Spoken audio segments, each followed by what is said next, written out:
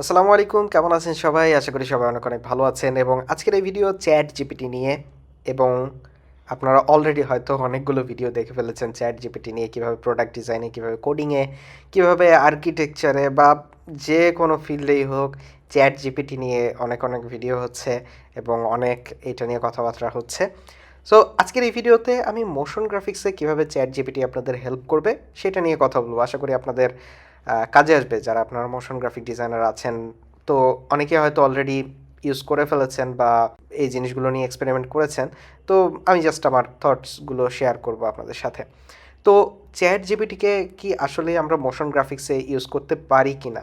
তো chat GPT আপনারা জানেন যে এটা টেক্সট ইন্টারফেস, সুতরাং এইটার মাধ্যমে আমরা ডিজাইন আইডিয়া পেতে পারি, তারপরে এক্সপ্রেশনের জন্য কাজে লাগাতে পারি, তারপরে স্ক্রিপ্টের জন্যও কিন্তু এটাকে কাজে লাগাতে পারি। তো কিভাবে? আমি মনে করুন একটা স্কোয়াশ এবং স্ট্রেচ অ্যানিমেশন করব, সেই ক্ষেত্রে আমি লিখে দিতে পারি যে squash and stretch scale expression for after effects.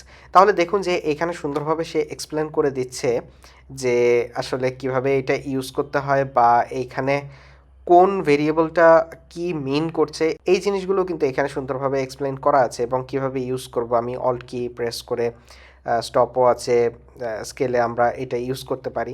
তারপরে দেখুন যে আমি একটা টেক্সট অ্যানিমেশন আইডিয়া চেয়েছিলাম যে জেরন হোস্ট আমি লিখবো, এটা অ্যানিমেশন আইডিয়া।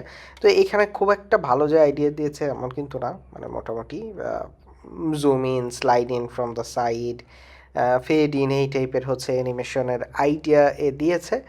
তো যাই হোক, আইডিয়া দিতে পারছে, এটাই হচ্ছে আসলে অনেক, এবং এটা ভবিষ্যতে আরও ইমপ্রুভ হবে আমরা জানি। তারপরে আমি একটা স্ক্রিপ্ট লিখার ট্রাই করেছিলাম এইটা দিয়ে, যে যতগুলো কি ফ্রেম আছে লেয়ারে, সেই কি ফ্রেমগুলোকে সেই স্ক্রিপ্টটা কনভার্ট করবে লেয়ার মার্কার হিসেবে। বাট আমি সফল হতে পারিনি এটা দিয়ে। এটাতে মানে যে পর্যন্ত যেতে পেরেছি যে প্রথম দুই বা একটা হচ্ছে কি ফ্রেম আছে সেইটাকে লেয়ার মার্কারে কনভার্ট করতো, তারপরে ইরর দেখাতো। তো এরকম হয়েছে, পুরোপুরি আমি আসলে এটাতে সফল হতে পারিনি। আরেকটা জিনিস ট্রাই করেছিলাম, সেটা হচ্ছে বাউন্স এক্সপ্রেশন, যেটা এইটা আমি হচ্ছে এখনও ট্রাই করিনি, ট্রাই করে একটু দেখতে হবে। এখানে দেখুন যে আমি প্রথমে এক্সপ্রেশনটা লিখেছি, দেখুন যে আফটার এফেক্টস বাউন্স এক্সপ্রেশন এটা চেয়েছি, এ দিয়েছে এক্সপ্রেশনটা। দেওয়ার পরে কীভাবে ইউজ করতে হবে সেটাও বলেছে। এখানে আমি এক্সপ্লেইন দ্য এক্সপ্রেশন এইটা লিখে দিয়েছি। লিখার পরে দেখুন যে এ এক্সপ্রেশনের একটা ব্রেকডাউন দিয়েছে, যে কিভাবে এক্সপ্রেশনটা কাজ করছে। তো আমার যেটা মনে হয় যে আপনি এক্সপ্রেশন তো একটা জেনারেট করলেন, কিন্তু এক্সপ্রেশনটা আসলে কিভাবে কাজ করছে এইটাও কিন্তু, এই যে এক্সপ্লেইন যদি আপনি বলেন যে এক্সপ্লেন করতে, তাহলে কিন্তু সুন্দরভাবে এক্সপ্লেন করে দেয়। এটার মাধ্যমে কিন্তু আপনি অনেক নলেজ গেইন করতে পারবেন এইখান থেকে। একটা হয়তো এক্সপ্রেশন সম্পর্কে আপনি জানেন না, সেই এক্সপ্রেশন সম্পর্কে কিন্তু শিখতে পারবেন। তো এই এক্সপ্রেশনটা আমি একটু ট্রাই করতে পারি। আমি কপি করলাম এক্সপ্রেশনটা, আফটার এফেক্টসে যাই, শেপ লেয়ার এইভাবে নিই, পি কি প্রেস করি, কয়েকটা ফ্রেম আগে যাই, তারপরে এইভাবে আনলাম। এরপরে পি যে স্টপওয়াচ আছে এটার ওপর অপশন বা অল্টার কি প্রেস করে ধরে রেখে আমি মাউসের লেফট বাটন ক্লিক করলাম, তারপরে কমান্ড ভি চাপলাম। তাহলে দেখুন যে দেখেছেন বাউন্স এফেক্টটা এখানে চলে আসলো। তো এইভাবে আপনি যদি কোনো এক্সপ্রেশন চান, এক্সপ্রেশন এ লিখে দিবে, এক্সপ্লেন করতে চাইলে এক্সপ্লেন করবে।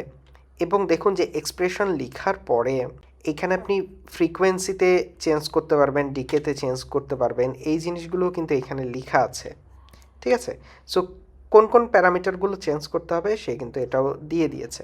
সো যে ইউজ কেসের কথা বলছিলাম যে শেখার জন্য ইউজ করতে পারেন, এখানে দেখুন যে আমি একটা এক্সপ্রেশন পেয়েছিলাম অ্যাঙ্কর পয়েন্ট লক করার জন্য, আফটার এফেক্টসে অ্যাঙ্কর পয়েন্ট লক করার জন্য এই এক্সপ্রেশনটা। তো আমি জাস্ট লিখেছি যে এক্সপ্লেইন দ্য এক্সপ্রেশন লিখে, মানে এক্সপ্রেশনটা মানে পেস্ট করতে গিয়েছিলাম, তো এন্টার কি প্রেস করে দিয়েছে আগেই। সো এ বলতেছে যে I am sorry but you need to provide an expression for me to explain. মানে কোন এক্সপ্রেশনটার জন্য এক্সপ্লেনেশন চাচ্ছি আসলে সেইটা চেয়েছে। তো আমি তারপরে এক্সপ্রেশনটা দিলাম।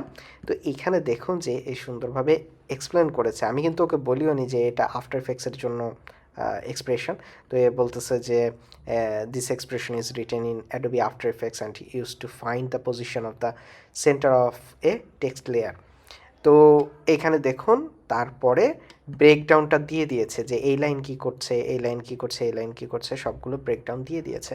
তো এইগুলো ক্ষেত্রে মোশন গ্রাফিক্সে আপনি চ্যাট জিপিটি ইউজ করতে পারেন। এছাড়াও আপনি যদি কভার লেটার লিখতে চান যে মোশন গ্রাফিক ডিজাইনের জন্য আসলে একটা cover letter, motion graphic design job পাওয়ার জন্য একটা কভার লেটার, বা লিঙ্কডইনে হয়তো একটা জব পেলেন, যে জবের রিকোয়ারমেন্ট দেওয়া আছে সেই রিকোয়ারমেন্টের উপর ভিত্তি করে একটা কভার লেটার যদি লিখতে বলেন তাও কিন্তু লিখে দিবে।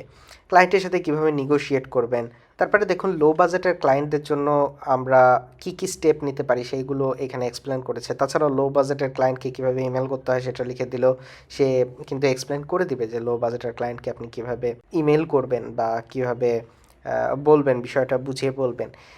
এই ধরনের বিভিন্ন ইউজ কেস আছে। শুধু যে স্ট্রিক্টলি মোশন গ্রাফিক্সের জন্য আপনি এটা ইউজ করতে পারবেন সেটা না।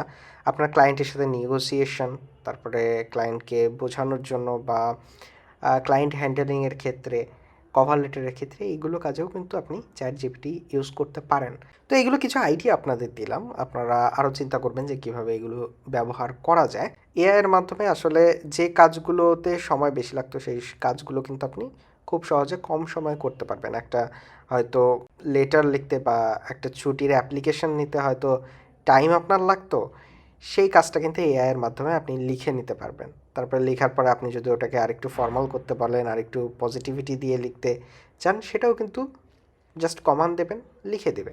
তো যে কাজগুলো করতে আপনার সময় লাগতো, আপনি সময় দিতেন, সেই কাজগুলোতে একটু কম সময় ব্যয় করে ক্রিয়েটিভিটির দিক দিয়ে বা ডিজাইনের দিকেই বেশি আপনি নজর দিতে পারবেন। আপনার রিসার্চের ক্ষেত্রে জিনিসগুলো আসলে সহজ হয়ে গেল। আইডিয়া জেনারেশনের ক্ষেত্রে জিনিসগুলো সহজ হয়ে গেল। তো অ্যাট লাস্ট আমি আপনাদের সাজেস্ট করব এই জিনিসগুলো, চ্যাট জিপিটি, তারপর মিড জার্নি, এই জিনিসগুলো আপনাদের ওয়ার্কফ্লোতে অ্যাড করুন, করে দেখুন যে কীভাবে আপনারা বেনিফিট পেতে পারেন এইখান থেকে, এবং যে কাজ করতে আগে বেশি সময় লাগতো সেই কাজগুলোকে আরেকটু কম সময় কীভাবে করা যায়। ওকে, সো আজকের এই ভিডিওটা এই পর্যন্তই। নেক্সট ভিডিওতে আপনার সাথে আবার দেখা হবে, কথা হবে। সে পর্যন্ত সবাই ভালো থাকবেন এবং সুস্থ থাকবেন। আল্লাহ হাফেজ।